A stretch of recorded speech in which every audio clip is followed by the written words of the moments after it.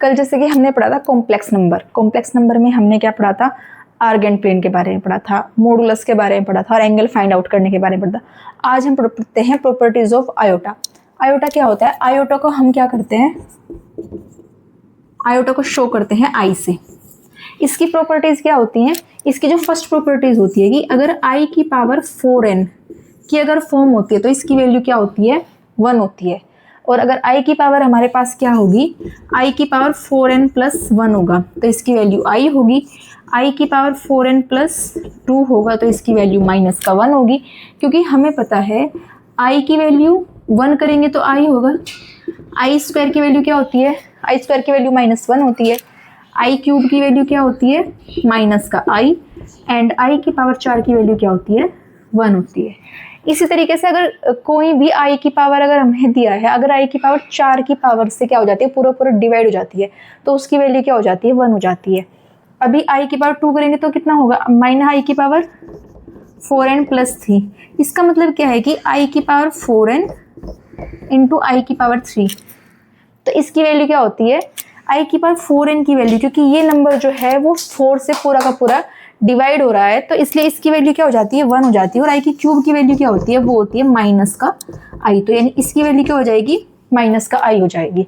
यानी कि जो भी नंबर आई की पावर की फॉर्म में पूरा 4 से डिवाइड हो जाता है उसकी वैल्यू क्या हो जाती है, 1 हो जाती है। नो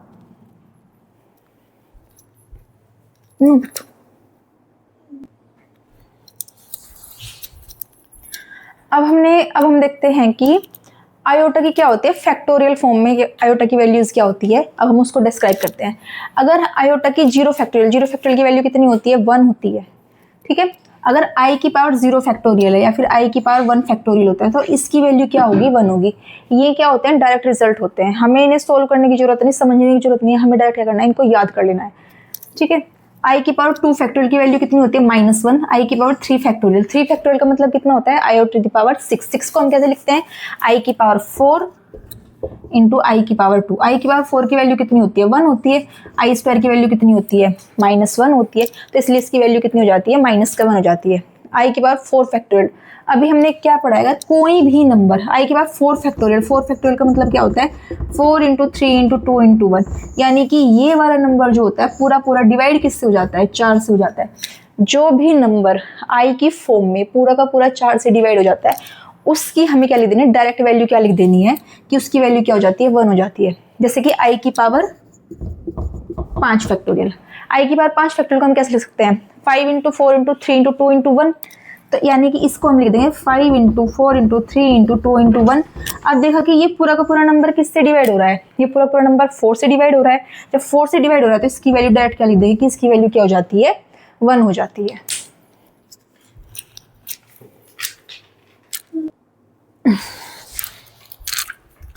अब हम डिस्कस करते हैं आयोटा की सम प्रॉपर्टीज के बारे में। अभी क्या था, अगर आयोटा की पावर 4 होती है, यानी कि आयोटा की पावर अगर कोई भी नंबर ऐसा दिया है जो 4 से पूरा डिविजिबल हो जाता है तो उसकी वैल्यू क्या होती है, 1 होती है। अब आयोटा की क्या होगी, अगर लगातार कंसेक्यूटिव टर्म है 1 प्लस के आई स्क्वायर प्लस आई की क्यूब प्लस आई की पावर 4 इज इक्वल टू, उसकी डायरेक्ट वैल्यू क्या हो जाती है, 4 हो जाती है। यानी अगर आई की पावर लगातार क्या है हमारे पास, 4 होती है, लगातार क्या है, कंसेक्यूटिव टर्म है हमारे पास 1 से लेके 4 तक है, तो यानी अगर आई की कोई भी लगातार 4 टर्म होती है तो उनकी वैल्यू क्या होती है, 0 हो जाती है। यानी अगर आई की पावर क्या दिया है, k दिया है, प्लस आई की पावर k प्लस 1, आई की power k plus 2 and I की पावर k प्लस 3, तो इसकी वैल्यू क्या हो जाएगी हमारे पास, 0 हो जाती है। इसी तरीके से अगर हमें क्या देगा किसी भी क्वेश्चन में, आई की पावर 4n प्लस आई की पावर 4n प्लस 1, आई की पावर 4n प्लस 2 और प्लस आई की पावर 4n प्लस 3, तो यानी हमने देखा कि आई की क्या है, कंसेक्यूटिव टर्म होती है, तो उसकी डायरेक्ट वैल्यू क्या होती है हमारे पास, 4 हो जाती है। अब कुछ प्रॉपर्टीज होती हैं क्वेश्चन को सोल्व करने की। अगर हमारे पास ये क्या है, डायरेक्ट रिजल्ट है, अगर 1 प्लस आई अपॉन 1 माइनस आई दिया है तो इसकी डायरेक्ट वैल्यू क्या होती है, आई होती है। और अगर हमें क्या दिया है, फर्स्ट सेकंड 1 माइनस आई अपॉन 1 प्लस आई, इसकी वैल्यू क्या होती है, माइनस का आई होती है, और 1/i अगर दिया है तो इसकी वैल्यू क्या हो जाएगी, माइनस का आई हो जाएगी। और ये तो हमें पता ही है कि अगर i की पावर n की वैल्यू 1, i की पावर n अगर हमें दिया है, हमें बताना है कि उसकी वैल्यू 1 कब होगी, when n is equal to क्या हो जाता है, 4 हो जाता है, तब i की पावर n की वैल्यू कितनी हो जाती है, 1 हो जाती है। आप बोले थे ना। अब हम सोल्व करते हैं ये वाला क्वेश्चन। अगर i की पावर हमें क्या दिया है, 100 फैक्टोरियल दिया है। हम क्या करेंगे, इस क्वेश्चन को बहुत बड़ा सोल्व नहीं करेंगे। हमें अभी हमने पढ़ी थी प्रॉपर्टी कि अगर i की पावर 4n होती है तो उसकी वैल्यू क्या हो जाती है, 1 हो जाती है। इसी तरीके से i की पावर 100 फैक्टोरियल, 100 फैक्टोरियल का मतलब क्या होगा, 100 into 99 into 98 up to dash dash कहाँ तक जाएगा, ये 1 तक जाएगा। अब हमें पता है कि ये जो वैल्यू है 100, 99, 98, ये सारी वैल्यू किससे डिवाइड हो रही है, पूरी वैल्यू जो हो रही है वो डिवाइड बाई किससे हो रही है, 4 से हो रही है। तो डायरेक्ट क्या लिख देंगे, यानी i की पावर 4n की फॉर्म बन रही है तो इसकी डायरेक्ट वैल्यू क्या हो जाती है, 1 हो जाती है। सिमिलरली अब ये वाला क्वेश्चन हमें दिया है, हमें क्या देना है, समीशन दिया है n बराबर 0 से लेकर 20 तक, और i की पावर कितना दिया है, n फैक्टोरियल दिया है। सबसे पहले हम इसको क्या करेंगे, खोलेंगे।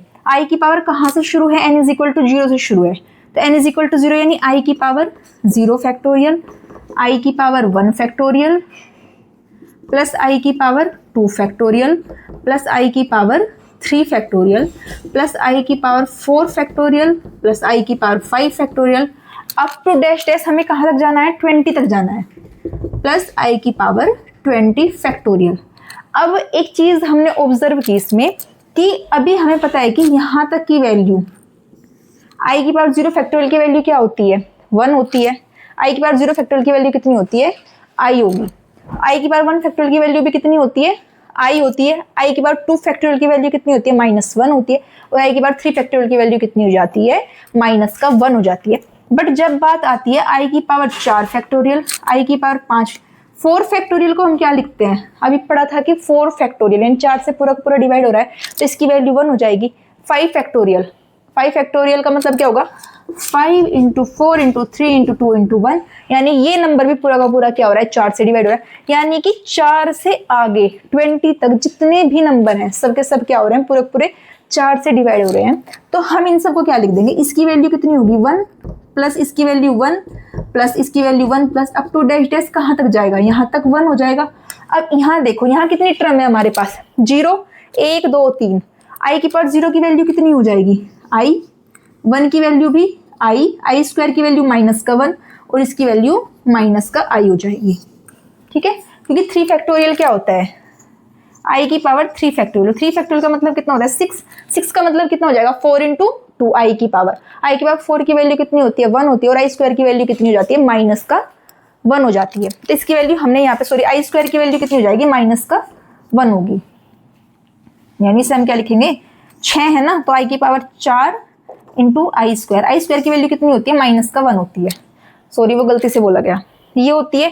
और अब हमने क्या देखा कि 3 टर्म यहाँ पर क्या है, ये 1 2 3 कहाँ से शुरू किया, 0 से कहाँ तक शुरू किया, 20 तक शुरू किया। हमने क्या देखा कि उससे पहले की ये जितनी भी टर्म है, कितनी टर्म है, अगर मैं 20 में से 3 टर्म घटा लूंगी तो आगे की 4 से लेके 20 तक की कितनी टर्म बच गई, 4 से लेके 20 तक हमारे पास कितनी टर्म हो गई, ये क्या, इन 3 टर्म को लिया तो यहाँ पर कितनी टर्म बच गई, 17 टर्म बच गई। 1 प्लस 1 करेंगे, 17 बार करेंगे तो कितना आएगा, 17 आ गया। उसके बाद i प्लस i कितना हो जाता है, 2i, एंड ये कितना हो जाएगा, -2 प्लस का 17 इज इक्वल टू, यानी 2i प्लस का 15 हमारा क्या हो जाएगा, ये इसका आंसर हो जाएगा। इसी तरीके से हमारे पास एक क्वेश्चन हो रहा है, i इज इक्वल टू इसने कितना दिया है, n इज इक्वल टू 2 से लेके 40 तक दिया है, और हमें क्या करना है, इसकी वैल्यू फाइंड आउट करनी है। तो जहां पर n होता है उसकी जगह हम क्या पुट करेंगे, 2 पुट करेंगे। 2 into i to the power 2 factorial plus 3 into i to the power 3 factorial plus 4 into i to the power 4 factorial plus up to dash dash, last में क्या जाएगा, 40 into i to the power 40 factorial. अब इस question से भी हमने observe किया कि जहां तक, अब चेक करेंगे कि i की पावर 4n फैक्टोरियल कहाँ पर बन रहा है, जहां भी i की पावर 4n फैक्टोरियल बनता है तो यानी उसका आंसर क्या हो जाता है, 1 हो जाता है।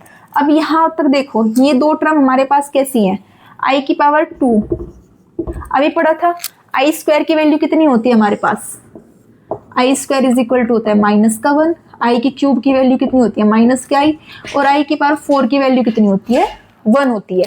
अब आई स्क्वायर 2 फैक्टोरियल, 2 फैक्टोरियल का मतलब 2 हो जाएगा, 2 का मतलब कितना होगा, इसकी वैल्यू हमारे पास 1 हो जाएगी, प्लस का 3 into i to the power 3 factorial, 3 factorial का मतलब आई टू द पावर 6, 6 का मतलब कितना हो जाएगा, आई स्क्वायर की वैल्यू कितनी हो जाएगी -1 हो गया, प्लस का 4 इंटू, अब चेक करो आई की पावर 4 फैक्टोरियल 4 से डिवाइड हो रहा है तो इसकी वैल्यू 1 हो जाएगी, प्लस का यहाँ पर कितना आएगा 5 into i to the power 5 factorial, 5 factorial भी किससे डिवाइड हो रहा है, पूरा का पूरा 4 से डिवाइड हो रहा है, तो इसकी वैल्यू कितनी हो जाएगी यहाँ पर 5 इंटू 1, प्लस का 6 इंटू जो भी आएगा 1, plus up to dash dash क्या 40 इंटू 1 हो जाएगा। अब हम यहाँ पर क्या होगा 2 इंटू 2 प्लस का माइनस का 3 plus 4 plus 5 plus 6 plus up to dash dash कहाँ तक जाएगी टर्म हमारे पास 40 तक जाएगी। अब हमें क्या करना है, इस क्वेश्चन को सोल्व करना है। हाँ हाँ जी बेटा, अब यहाँ पर क्या होगा कि ये तो हमें पता चल गया 2 माइनस के 3 इज इक्वल टू कितना हो जाता है, इज इक्वल टू इसकी वैल्यू हो गई -1।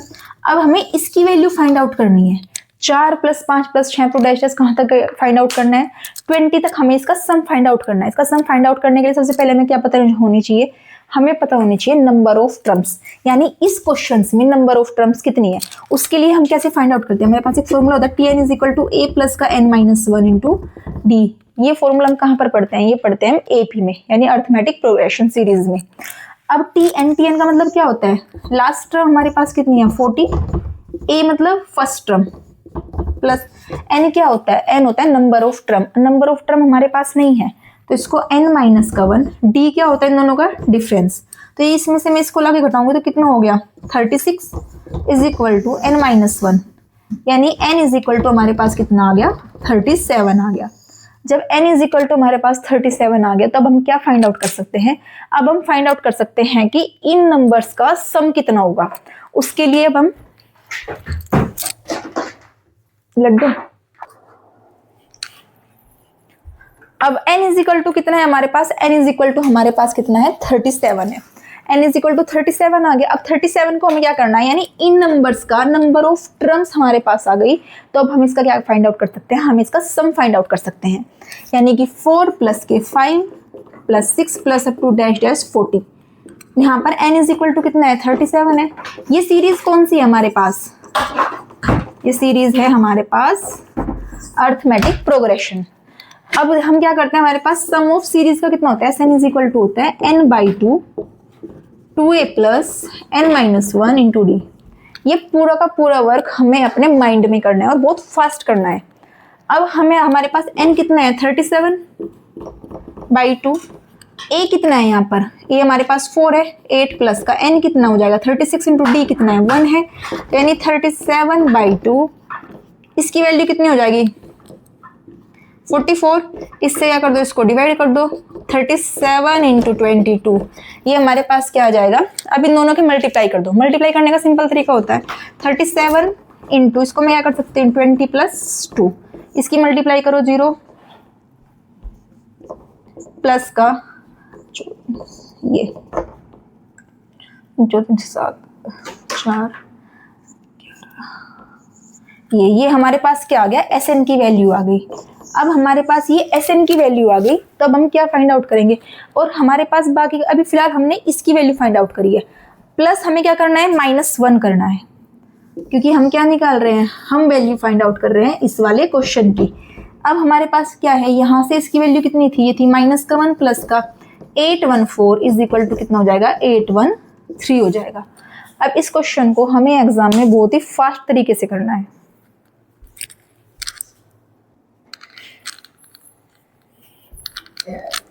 अब हम क्या करते हैं, इस क्वेश्चन को सोल्व करते हैं। इस क्वेश्चन को सोल्व क्या करना है कि summation n is equal to 1 से 13 दिया i to the power n plus का i की पावर n+1। सबसे पहले क्या करेंगे, इस क्वेश्चन में n is equal to 1, i की पावर n कॉमन ले लिया, जब i की पावर n कॉमन लिया तो यहाँ पर कितना बच गया, 1 प्लस का i। अब क्या करो, इसको तो हम i की पावर यानी n की पावर 13 दिया है, सॉरी 1 प्लस आई की कोई इसके ऊपर कोई n पावर नहीं है, तो जिसके ऊपर n पावर नहीं है यानी इसको तो हम एक्सपेंड नहीं कर सकते, जिसको एक्सपेंड नहीं करेंगे उसको बाहर ले लेंगे।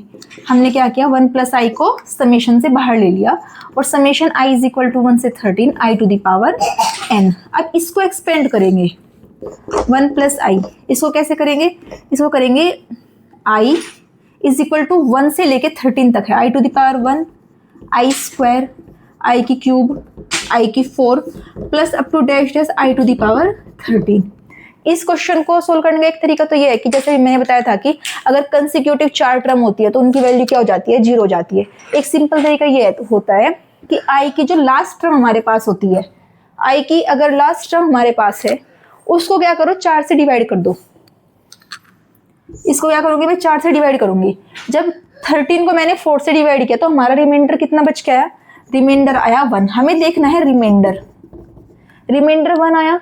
जो भी रिमाइंडर बच के आता है यानी अगर 1 रिमाइंडर बच के आया तो हम इसकी फर्स्ट टर्म लेंगे, ठीक है। अगर यहाँ पर रिमाइंडर आई हमारा क्या आ जाता, 2 आ जाता, 2 शो कर रहा है कि इसकी हम स्टार्टिंग की 2 टर्म्स लेंगे, और अगर रिमाइंडर 3 आता है तो यानी स्टार्टिंग की 3 टर्म लेंगे। अब हमारे पास रिमाइंडर क्या आया, रिमाइंडर आया है 1। जब रिमाइंडर 1 आता है तो हम क्या लेंगे, इसकी फर्स्ट टर्म लेंगे यानी आई लेंगे, आई, बाकी सारी टर्म को क्या कर देंगे, छोड़ देंगे। यानी फोकस हमारा किस पे होना चाहिए, फोकस होना चाहिए हमारा किसी भी क्वेश्चन की लास्ट टर्म पे, और लास्ट टर्म को हम क्या करते हैं 13 से क्या कर देंगे, डिवाइड कर देंगे।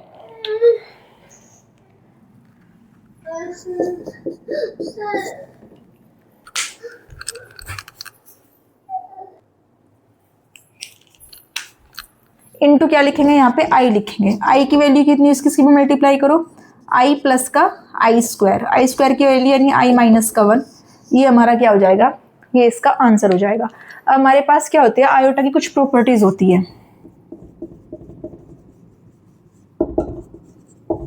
Of iota. अगर हमारे पास क्या दिया, 1 प्लस आई का स्क्वायर दिया है, 1 माइनस आई का स्क्वायर, 1 प्लस आई अपॉन 1 माइनस आई, 1 प्लस अगर आई का स्क्वायर दिया है, 1 प्लस आई का स्क्वायर को हम डायरेक्ट क्या लिख देंगे, 2i, इसको माइनस के 2i, और इसको क्या लिखेंगे, अगर 1 प्लस आई, अगर ऊपर प्लस है तो यानी i हमारा पॉजिटिव आएगा, 1 माइनस आई अपॉन 1 प्लस आई, और अगर ऊपर हमारा i क्या है, निगेटिव है, तो आंसर भी हमारा क्या आ जाएगा, निगेटिव आ जाएगा, ठीक है। अब ये 2i कैसे आया, अब हमें पता है 1 प्लस आई को अगर हम एक्सपेंड करते हैं, एक्सपेंड करेंगे तो अगर मैं इसको एक्सपेंड करती हूँ तो इसका क्या होता है, 1 प्लस आई का whole square is equal to 1 plus i square, 1 का स्क्वायर है इसका प्लस के 2i। हमें पता है स्क्वायर की वैल्यू कितनी होती है, माइनस के 1 प्लस के 1 प्लस के 2i। इसको इससे काट देंगे तो इसकी वैल्यू क्या आ जाएगी, 2i आ जाएगी। हमें क्या करना है, इन क्वेश्चंस को ज़्यादा डीपली में नहीं जाना है, हमें डायरेक्ट रिजल्ट याद रखने हैं, और जो क्वेश्चंस आते हैं कॉम्प्लेक्स नंबर पे वो मोस्टली डायरेक्ट रिजल्ट से ही आते हैं।